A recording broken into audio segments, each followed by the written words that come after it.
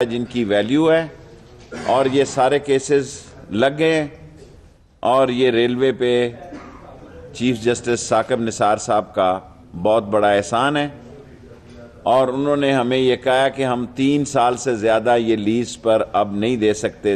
यानी जो रेलवे क्या कहा जी ना, रेलवे सरप्लस लैंड जो है किसी को बेच नहीं सकते। रेलवे की ज़मीन कोई इसमें हाउसिंग सोसाइटी या कॉलोनी नहीं बन सकती और लीज के लिए उन्होंने सिर्फ 3 साल की हमें मोहलत दी है कि हम 3 साल से ज़्यादा मेरिट पर, और इंशाअल्लाह ताला मेरिट पर ही होगा। ये नहीं हो सकता कि मेरिट पर ना हो।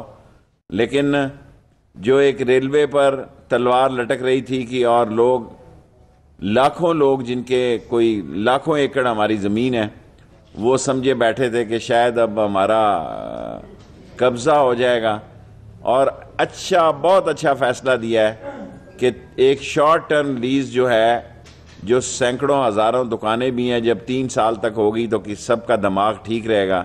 और जब ये ज़मीनें जो हैं रेलवे की ज़री, सो उसके लिए उन्होंने 3 साल की लिमिट मुकर्रर की है कि इससे ज़्यादा नहीं दे सकते।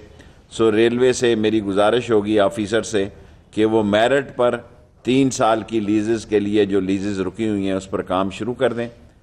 और जो हमने कोचेज़ के टेंडर कैंसिल किया है, सिंगल टेंडर, उसका भी मैंने रेलवे के ऑफिसरों से कहा है कि वो फिल फॉर उसके मेरिट के टेंडर पर भी जाएं।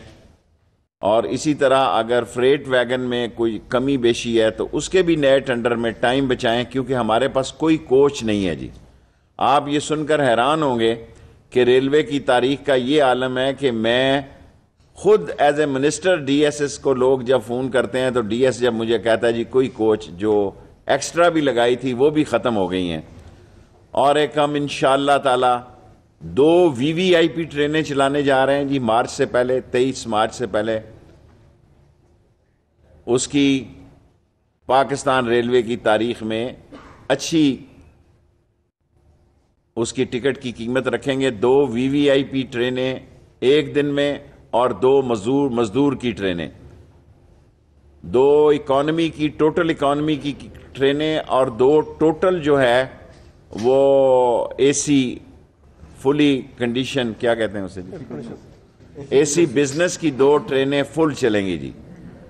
और 2 ट्रेनें जो हैं वो 1350 वाली जो रहमान बाबा एक्सप्रेस इतनी कामयाब हुई है, मैं लोगों का मशकूर हूँ कि 144% ऑक्यूपेंसी है। मोंजोदारो 150% ऑक्यूपेंसी है। रूई जो है 160% ऑक्यूपेंसी है। और वो 20 ट्रेनें जो हमने चलाई थी, एक आधी रेल कार को छोड़कर, या एक आधी रेल कार, वो भी हमने उसको मुनासिब पब्लिसिटी नहीं दी, ओवर 100% ऑक्यूपेंसी पे चल रही हैं। अल्लाह का शुक्र है, अजान हो रही है, अल्लाह हमें हमारी मदद करें। और फ्रेट ट्रेनें जनाब, हमने कौम से वादा किया था कि ये 8 से 10 करेंगे और 10 से 15 करेंगे। कल हमने कराची में फैसला किया जाके 20 करेंगे जी इस साल में। और जिस दिन अल्लाह की अजानें गवाह हैं, अल्लाह हमारा हाथ पकड़े नबी के सदक़े में, पाकिस्तान रेलवे में 20 फ्रेट ट्रेनें चल गई। पाकिस्तान रेलवे सिर्फ अल्लाह का मोहताज होगा, किसी मदद की ज़रूरत नहीं होगी, अल्लाह की मदद की ज़रूरत होगी और इसको खसारे से निकालेंगे। और ML1 भी आखिरी स्टेजेस पर है। अभी मैंने रेलवे के अफसरों से, हमने एक सुप्रीम कमेटी बना दी है जी 7 रुकनों की, क्योंकि वहाँ लोग तंग करते हैं, जो हर रोज़ जुमा 2 बजे के बाद बैठते हैं 5 बजे तक, 3 घंटे। ये 7 जो ऑफिसर्स हैं जो अथॉरिटी रखते हैं, इन्हें कहा है जी आप ही फैसला करें, वजीर के फैसले का इंतज़ार ना करें, यू आर कॉम्पिटेंट। और मैंने इन्हें ऑथोराइज़ किया 7 अफसरों को कि ये इन्वेस्टमेंट का, ये किसी चीज़ का फैसला कर सकते हैं। और अल्लाह ने चाहा इंशाअल्लाह ताला बेहतरी आएगी। और इस बेहतरी के लिए ML1 मेरी ज़िंदगी का ख्वाब था 12 साल पहले भी। मैं स्टैंडर्ड गेज पे जाना चाहता था, लेकिन पाकिस्तान रेलवे ब्रॉड गेज पे गई है। मैंने बड़ी कोशिश की, लेकिन ये मेरी जो सोच है, मैं उस पर इनको इत्तफाक नहीं दिला सका। और ये ब्रॉड गेज पर ही 160 की मिनिमम स्पीड और 260 की मैक्सिमम स्पीड की ट्रैक बिछाया जाएगा। सारा नया ट्रैक होगा कराची से पेशावर तक। और जब ये ट्रैक यहाँ से उखेड़ा जाएगा तो ये ट्रैक हम दूसरे जो जगह हैं उन पर इस्तेमाल करेंगे। लास्ट KCR पे हमने लोगों को 25 दिन का नोटिस दे दिया है कि खुदा के लिए अपनी मुतबादल जगह का इंतज़ाम कर लें। हम आपको, अगर आज KCR की ज़मीन खाली ना हुई तो ये ज़िंदगी भर कभी कराची में KCR नहीं चल सकेगी। मैं तमाम मुतलका लोगों को वार्न करता हूँ और हम लैंड देने के लिए तैयार हैं जी। रेलवे की सिंध गवर्नमेंट इनको आबाद करें।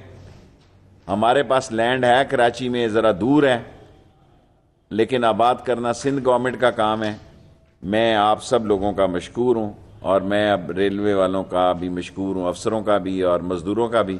और पहले दिन से मेरी रेलवे के मज़दूरों से कमिटमेंट है, इंशाअल्लाह सारे रेलवे के मज़दूरों को एक स्केल के इजाफा करवा के जाऊँगा इंशाअल्लाह ताला। Thank you very much. आपने रायल पाम का तो बड़ा अच्छा स्टेप लिया जो कामयाबी की हुई रेलवे को।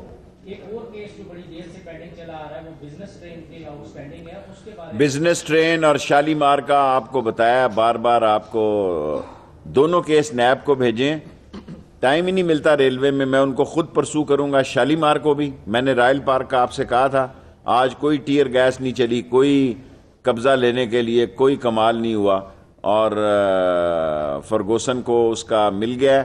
वो सारे ऑडिट करेंगे, कैश करेंगे और मुझे तो केस लड़ने की ज़रूरत ही नहीं। चीफ जस्टिस साहब को सारा केस अजबर खुद ही याद था और काफ़ी मैं उनकी यादाश्त को भी सलाम पेश करता हूँ कि सारा केस उनको याद था और उन्होंने आज एक तारीख़ी फ़ैसला दिया और मुझे पूरी उम्मीद है इंशाअल्लाह शालीमार ट्रेन का भी और ये शालीमार एक्सप्रेस हॉस्पिटल का और बिजनेस ट्रेन का केस दोनों हमने नैब में भी भेजे हैं और चीफ जस्टिस साहब के पास भी हैं।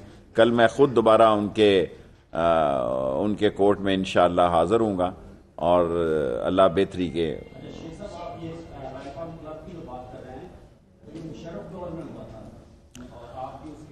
जिसके भी दौर में हुआ था, अगर मेरे दौर में, इस दौर में भी कोई हुआ तो आइन और कानून के शिकंजे में आना चाहिए।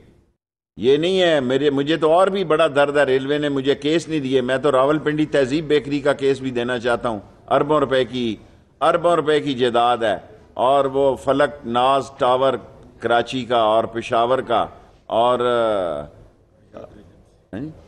हयात एजेंसी में देखें लोगों ने। ये नहीं हो सकता कि इसमें रेलवे के लोग मुलव्वस नहीं होंगे। ये सारा काम ताली दो हाथों से बजती है, एक हाथों से नहीं बजती।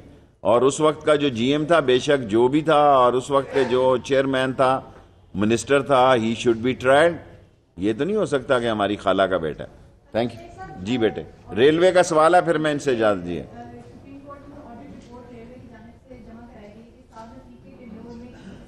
अभी मैं उस, ठीक है जी, आप अफसर में, थैंक यू। अब मैं उसका जवाब अब मैं दे लेता हूँ।